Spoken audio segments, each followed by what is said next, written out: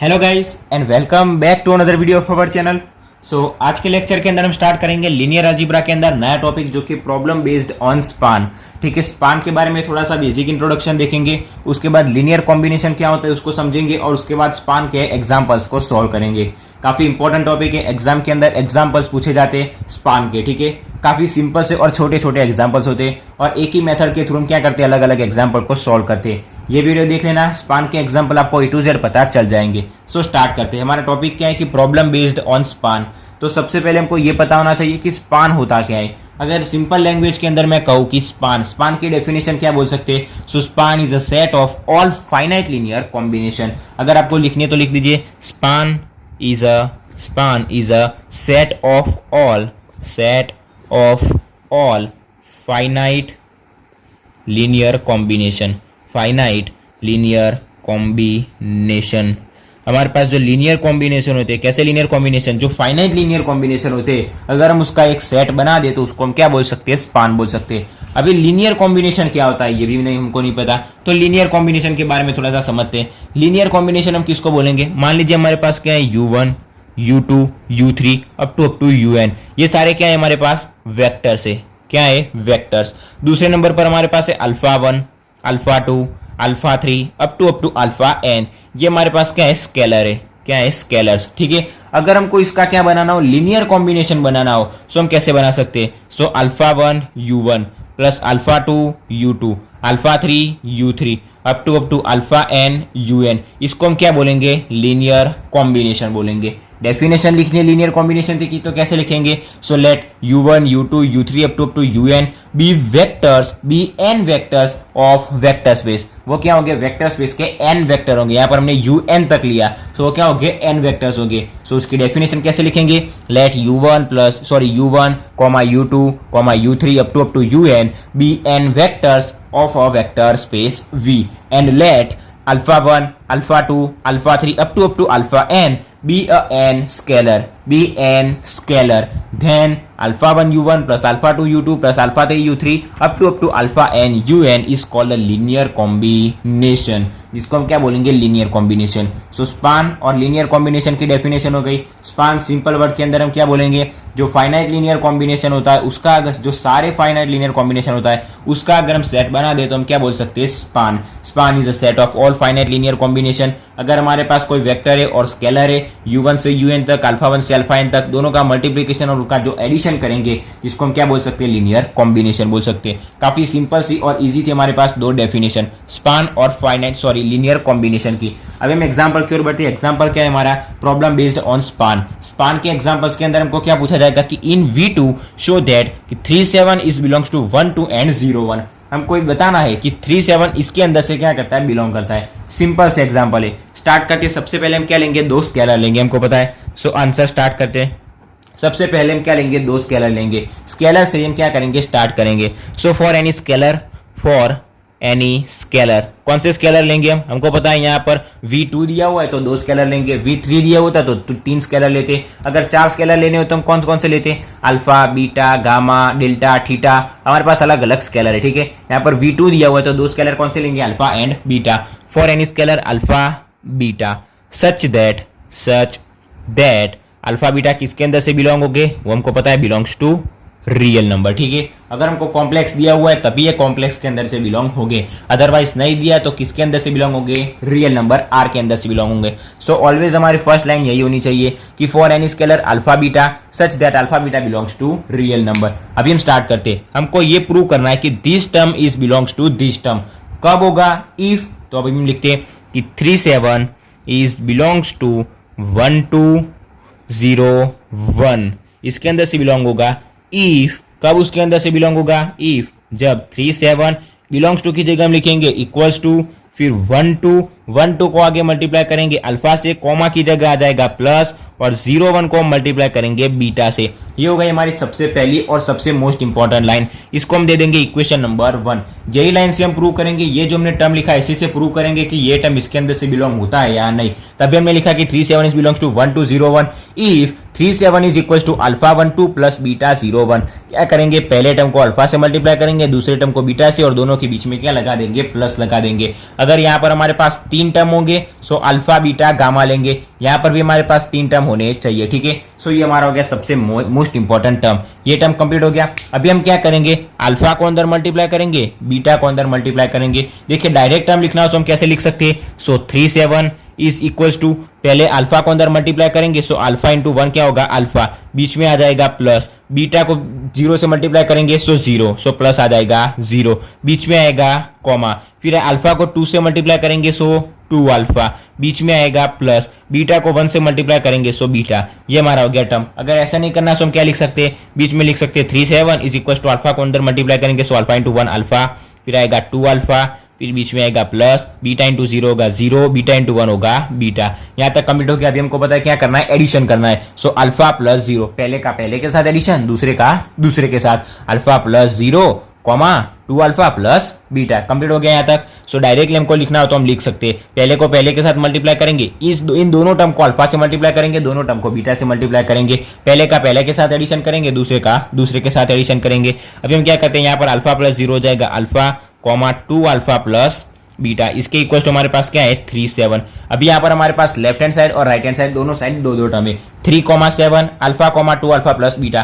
तो पहले को पहले के साथ इक्वल करते हैं, दूसरे को दूसरे के साथ क्या करते हैं, इक्वल यानी कि कंपेयर करते हैं। सो 3,7 alpha comma 2 alpha plus beta, तो दोनों को क्या करते हैं, कंपेयर करते हैं। सो यहाँ से अल्फा और इक्वल टू क्या हो जाएगा, 3 हो जाएगा। हमको पता है कॉमा के पहले, यहाँ पर कॉमा से पहले हमको सिंपल सा पता है अल्फा इक्वल टू हमको क्या मिल जाएगा, 3 मिल जाएगा। दूसरा टर्म कौन सा है, 2 अल्फा प्लस बीटा, इस तरफ दूसरा कौन सा है 7। सो यहाँ पर अल्फा इक्वल टू हमारे पास 3 है, यहाँ पर अल्फा इक्वल टू 3 रखेंगे सो 6, 7 में से 6 जाएगा सो 1, हमको बीटा इक्वल टू मिल जाएगा 1। हमको अल्फा और बीटा की वैल्यू फाइंड करनी होगी। सबसे पहले अल्फा और बीटा की अगर हमको वैल्यू मिल गई तो 2 स्टेप के अंदर हमारा आंसर आ जाएगा। सो अल्फा और बीटा की वैल्यू मिल गई। अभी हमने जिसको इक्वेशन नंबर 1 दिया था उससे हम चेक करेंगे कि ये जो टर्म है उसके अंदर से बिलोंग होता है या नहीं। सो हमारा इक्वेशन नंबर 1 कौन सा था, so 37 is equals to alpha 1 2, alpha की वैल्यू क्या है 3 इंटू 1 2 प्लस बीटा की वैल्यू क्या है हमारे पास 1 इंटू 0 1। सो इक्वल्स टू 3 को अंदर मल्टीप्लाई करते हैं, 1 को अंदर मल्टीप्लाई, 3 इंटू 1 3, 3 इंटू 2 6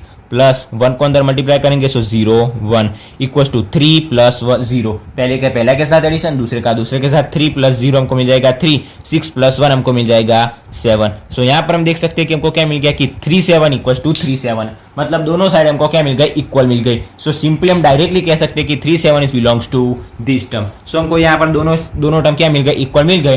डायरेक्टली हम नीचे लिख देंगे कि 37, सो 37 इज बिलोंग्स टू 1 2 0 1। ठीक है, यहाँ पर हमारा एग्जाम्पल क्या हो गया, कंप्लीट हो गया। काफी सिंपल सा और इजी एग्जाम्पल था। एक और ट्राई करते हैं, नया एग्जाम्पल देखते हैं। इसके जैसे हमारे पास दूसरा एक और एग्जाम्पल है जिसके अंदर हमको दिया हुआ कि in V2 show that 37 is not belongs to 1 2 2 4। ठीक है, अभी ये जो एग्जाम्पल है उसको आप खुद से ट्राई करने की कोशिश कीजिए। अगर नहीं आता तो फिर यहाँ पर लेक्चर के अंदर वापस आइए। सो चलिए स्टार्ट करते हैं। सबसे पहली लाइन हम क्या लिखेंगे, हमको पता है यहाँ पर V2 दिया हुआ है तो हम क्या लेंगे, 2 स्केलर लेंगे। अगर V3 दिया होगा तो 3 स्केलर, V4 दिया होगा तो हम क्या लेंगे, 4 स्केलर लेंगे। कौन कौन से स्केलर ले सकते हैं, alpha beta gamma theta delta, जो मन चाहे हम ले सकते हैं। ठीक है, सो V2 यहाँ पर हम अल्फा बीटा लेते हैं, अगर आपका मन गामा और थीटा का है सो गामा और थीटा ले सकते हैं। अल्फा बीटा की वैल्यू फाइंड करते हैं, वैसे गामा और थीटा की वैल्यू फाइंड करते थे। सो स्टार्ट करते हैं हमारा आंसर। सबसे पहले V2 दिया हुआ है, so for any scalar alpha beta such that हमको क्या मिलेगा, such that alpha beta belongs to real number. ठीक है, यहां तक कंप्लीट हो गया, alpha beta belongs to real number. अभी this term is belongs to this term if हमारी कंडीशन लिखेंगे, यहां पर नॉट इक्वल्स टू नहीं लिखेंगे, सॉरी नॉट बिलोंग्स टू नहीं लिखेंगे। ठीक है, सो 37 इज बिलोंग्स टू 1 2 2 4 इफ इसके अंदर से बिलोंग होगा कब, जब 2 स्केलर हम मल्टीप्लाई करेंगे तब। 37 बिलोंग्स टू की जगह आ जाएगा इक्वल्स टू 1 2 को आगे मल्टीप्लाई करेंगे अल्फा से, यहाँ पर कॉमा की जगह आ जाएगा प्लस, और 2 4 को मल्टीप्लाई करेंगे बीटा से। ठीक है, यहाँ पर नॉट बिलोंग्स टू हम नहीं लिखेंगे। ठीक है, so alpha 1 2 plus beta 2 4। So equals to हमको क्या मिलेगा, यहाँ पर अल्फा, सॉरी यहाँ पर मिलेगा अल्फा और 2 अल्फा, फिर प्लस आ जाएगा 2 बीटा और आ जाएगा 4 बीटा। इसको हम इसके साथ क्या करेंगे, कंपेयर करेंगे 37। यहाँ पर हमारे पास 2 टर्म हो गए, यहाँ पर ब्रैकेट नहीं करेंगे, यहाँ पर भी नहीं करेंगे, दोनों का एक ही ब्रैकेट करेंगे। ठीक है,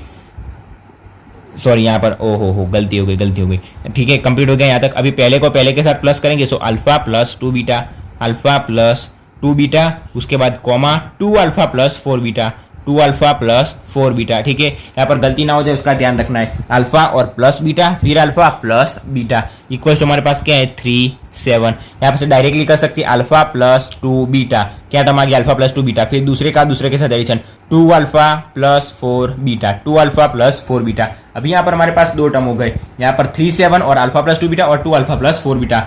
लेफ्ट हैंड साइड को लेफ्ट हैंड साइड के साथ क्या करेंगे, कंपेयर करेंगे, और 7 को दूसरे टर्म के साथ कंपेयर करेंगे। So alpha plus 2 beta, alpha plus 2 beta, इसके इक्वल टू हम क्या लिख सकते हैं 3 लिख सकते हैं। दूसरा टर्म हमारे पास कौन सा है 2 अल्फा प्लस 4 बीटा, इसके इक्वल टू हम लिख सकते हैं 7। अभी इसको हम क्या करते हैं, कोई भी मेथड के थ्रू इसको सॉल्व करते हैं और अल्फा बीटा की वैल्यू फाइंड करते हैं। डायरेक्टली इसको इक्वेशन नंबर 1 देते, इसको इक्वेशन नंबर 2 देते, इक्वेशन 1 को 2 से मल्टीप्लाई करते। सो क्या होगा 2 alpha plus 4 beta equals to 6 हो जाएगा। ये टर्म को वैसे का वैसा रखते हैं, 2 alpha plus 4 beta equals to 7। Subtraction कर देते, सो माइनस माइनस माइनस हो जाएगा, 2 alpha minus 2 alpha cancel, 4 beta minus 4 beta cancel, so क्या बचेगा यहाँ पर 0 इक्वल्स टू 6 माइनस 7 यानी कि -1। ये हमको क्या मिल गया, it is not exist. 0 equals to -1 ये एग्जिस्ट नहीं होता। तो हम सिंपल सा कह सकते हैं कि 3 7 is not belongs to this term, क्योंकि हमको अल्फा और बीटा की वैल्यू ही नहीं मिली। क्या मिला 0 इक्वल्स टू -1, ये एग्जिस्ट होता ही नहीं है। ठीक है, सो डायरेक्टली हम लिख देंगे कि सो 3 7 इज नॉट बिलोंग्स टू 1 2 2 4। ठीक है, सो हमारा दूसरा एग्जांपल भी क्या हो गया, कंप्लीट हो गया। आपको इसके अंदर भी आसानी से पता चल गया होगा कि स्पार्क के एग्जांपल को कैसे सॉल्व करना है। ठीक है, हमको पूछा जाएगा कि this term is belong to this term, हमको क्या करना है, सॉल्व करना है और प्रूव करना है। अगर अल्फा बीटा की वैल्यू मिल जाती है तो हम क्या करेंगे, ये जो हमने सबसे पहला और मेन इक्वेशन बनाया था वो इक्वेशन के अंदर हम मेन पुट करेंगे। ठीक है, हमको पता है ये इसके अंदर से बिलोंग होगा कब, इफ उसको अल्फा से मल्टीप्लाई करेंगे प्लस दूसरे टर्म को बीटा से मल्टीप्लाई करेंगे। अल्फा और बीटा की वैल्यू पुट करने के बाद दोनों इक्वल होंगे तो उसके अंदर से बिलोंग करेगा, अदरवाइज बिलोंग नहीं करेगा। ठीक है, यहाँ पर हमको क्या मिल गया, अल्फा और बीटा की वैल्यू ही नहीं मिली। देखिए कई एग्जाम्पल के अंदर ऐसा होगा कि अल्फा बीटा की वैल्यू मिलेगी, लेकिन यहाँ पर जो 3 7 इक्वल टू 3 7 मिलता है वैसा हमको इक्वल नहीं मिलेगा। मतलब ऐसा नहीं कि अल्फा और बीटा की वैल्यू मिल जाएगी सो ये टर्म बिलोंग करेगा ही, ऐसा नहीं होगा। अगर अल्फा और बीटा की वैल्यू यहाँ पर हमको 2 और 2 मिली होती सो हमको चेक करना पड़ता कि इसके अंदर से बिलोंग होता है या नहीं। ठीक है, सो अलग अलग एग्जाम्पल के अंदर हम अलग अलग मेथड से चेक करते हैं। ठीक है, मेथड तो एक ही होगी लेकिन क्या होगा, उसकी वैल्यू पुट करेंगे। जो वैल्यू हमारे पास नंबर 1 था, इक्वेशन नंबर 1, उसके अंदर अल्फा बीटा की वैल्यू पुट करेंगे, हमको सिंपल सा आंसर मिल जाएगा। सो हमारा था प्रॉब्लम बेस्ड ऑन स्पान। हमने आज के लेक्चर के अंदर, पहले लेक्चर के अंदर 2 एग्जांपल कंप्लीट किए। इसके नेक्स्ट लेक्चर के अंदर हम कॉम्प्लेक्स एग्जांपल स्टार्ट करेंगे जिसके अंदर 1 प्लस आयोडा 1 माइनस आयोडा ऐसा एक एग्जांपल होगा। सो वो लेक्चर एक बार आप देख लेना ताकि आपका जो स्पान का एग्जांपल है वो आपको कंप्लीट तैयार हो जाए। ठीक है, ये वीडियो अगर आपको अच्छा लगा हो तो वीडियो को लाइक और शेयर जरूर से करना, और अगर चैनल पर नए हो तो चैनल को सब्सक्राइब भी जरूर से कर देना। So thanks for watching guys.